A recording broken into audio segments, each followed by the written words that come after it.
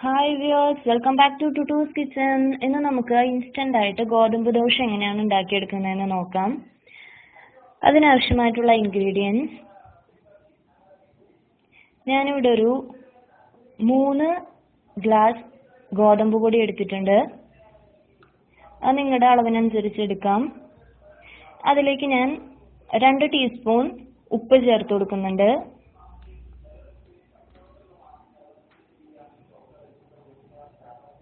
ഇതിലേക്ക് ഞാനൊരു 1/2 ടീസ്പൂൺ സോഡാപ്പൊടി ഇട്ട് കൊടുത്തിട്ടുണ്ട്. ഇനി എന്താണെന്ന് വെച്ചാൽ ഇതിനൊന്ന് നല്ല പോലെ അങ്ങോട്ട് മിക്സ് ചെയ്യുക. ഈ സോഡാപ്പൊടിയും ഉപ്പും ഗോതമ്പ് പൊടിയൊക്കെ നല്ല പോലെ മിക്സ് ആവുന്ന രീതിയിൽ ഒരു സ്പൂൺ വെച്ചിട്ട് അങ്ങോട്ട് നല്ല പോലെ മിക്സ് ചെയ്ത് കൊടുക്കുക.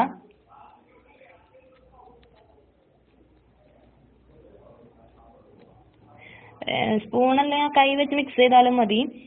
ഞാൻ അവിടെ സ്പൂൺ വെച്ച് മിക്സ് ചെയ്ത് ഇനി ഇതിലേക്ക് വെള്ളം ഒഴിച്ചു കൊടുക്കുക. വെള്ളം ഒഴിച്ചിട്ട് നമ്മൾ സാധാ അരിദോശ ഉണ്ടാക്കില്ലേ, അതിൻ്റെ ആ ഒരു ബാറ്ററിൻ്റെ ആ ഒരു കൺസിസ്റ്റൻസി തന്നെയാണ് ഇതിനും വേണ്ടത്. അപ്പോൾ ആവശ്യത്തിന് വെള്ളം ഒഴിച്ചിട്ട് നല്ല പോലെ ബീറ്റ് ചെയ്ത് കൊടുക്കുക. ഞാനിവിടെ ഒരു വിസ്ക് വെച്ചിട്ടാണ് മിക്സ് ചെയ്ത് കൊടുക്കുന്നത്. എന്താണെന്ന് വെച്ചാൽ നമ്മൾ ഗോതമ്പ് പൊടിക്ക് അരിപ്പൊടിയിൽ നിന്നുള്ളൊരു വ്യത്യാസം എന്താണെന്ന് വെച്ചാൽ വേഗം കട്ട പിടിക്കും. അപ്പോൾ ആ കട്ട പിടിക്കൽ നല്ല പോലെ ഉടഞ്ഞ് കിട്ടാനായിട്ട് ഈ വിസ്ക് വെച്ചിട്ട് ചെയ്യുന്നതാണ് നല്ലത്.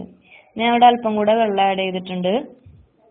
എല്ലാവർക്കും അരിപ്പൊടി വെച്ചുണ്ടാക്കുന്ന നമ്മുടെ അരി വെച്ചുണ്ടാക്കുന്ന ദോശയുടെ കൺസിസ്റ്റൻസി അറിയാലോ. ആ ഒരു കൺസിസ്റ്റൻസി തന്നെയാണ് ഇവിടെ ഗോതമ്പ് ദോശയുടെ ഇതിന് വേണ്ടത്.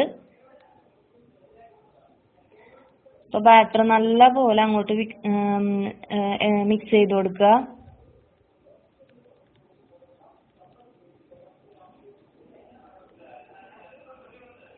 ഇപ്പോൾ ബാറ്റർ ആ ഒരു കൺസിസ്റ്റൻസിയിൽ എത്തിയിട്ടുണ്ട്. ഇനി നമുക്ക് ദോശ ചുട്ടെടുക്കണം.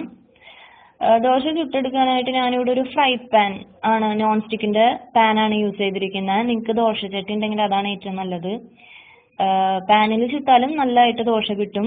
ഞാനിവിടെ ഒരു 2 കയ്യിൽ ദോശ ഒഴിച്ചിട്ടുണ്ട്, ദോശയുടെ ബാറ്റർ ഒഴിച്ചിട്ടുണ്ട്. ഇനി നമ്മൾ സാധാ ദോശയ്ക്ക് ചെയ്യുന്ന അതേ പ്രൊസീജിയേഴ്സ് തന്നെ നല്ല പോലെ ചുറ്റിച്ചു കൊടുക്കുക.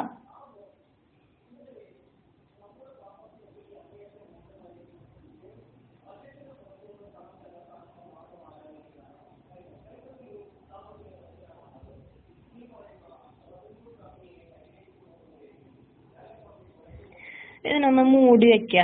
മൂടി വെച്ചിട്ട് ഒന്ന് ഒരു കുറച്ച് നേരം വെച്ചാൽ മതി. അപ്പോഴേക്കും നമ്മുടെ ദോശ റെഡി ആയിട്ടുണ്ടാവും. ഇപ്പോൾ ദോശ റെഡി ആയിട്ടുണ്ട്. നമുക്കതിനെ പാത്രത്തിലേക്ക് മാറ്റാം. അതുപോലെ തന്നെ ബാക്കിയുള്ള മാവും വെച്ചിട്ട് ദോശ റെഡിയാക്കി എടുക്കുക. ഇത് രാത്രിയൊക്കെ ഗോതമ്പിലെ പുട്ടൊക്കെ കഴിക്കുന്നവരാണെങ്കിൽ ഒരു ദിവസമൊക്കെ വെറൈറ്റി ആയിട്ട് ഗോതമ്പിലെ ദോശയൊക്കെ ട്രൈ ചെയ്യാം. എന്ത് കറി ആയാലും നമുക്ക് ഗോതമ്പ് ദോശയുടെ കൂടെ കഴിക്കാവുന്നതാണ്.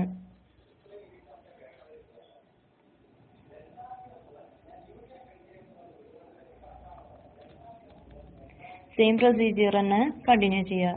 അപ്പോൾ നമ്മുടെ അടുത്ത ദോശ ഇവിടെ റെഡി ആയിട്ടുണ്ട്.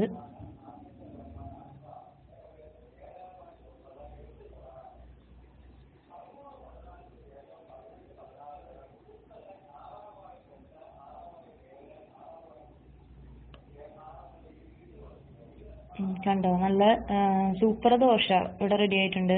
അപ്പോൾ എല്ലാവരും വീട്ടിൽ ട്രൈ ചെയ്ത് നോക്കുക. സബ്സ്ക്രൈബ് ചെയ്യാൻ ആരും മറക്കരുത്. Thanks for watching.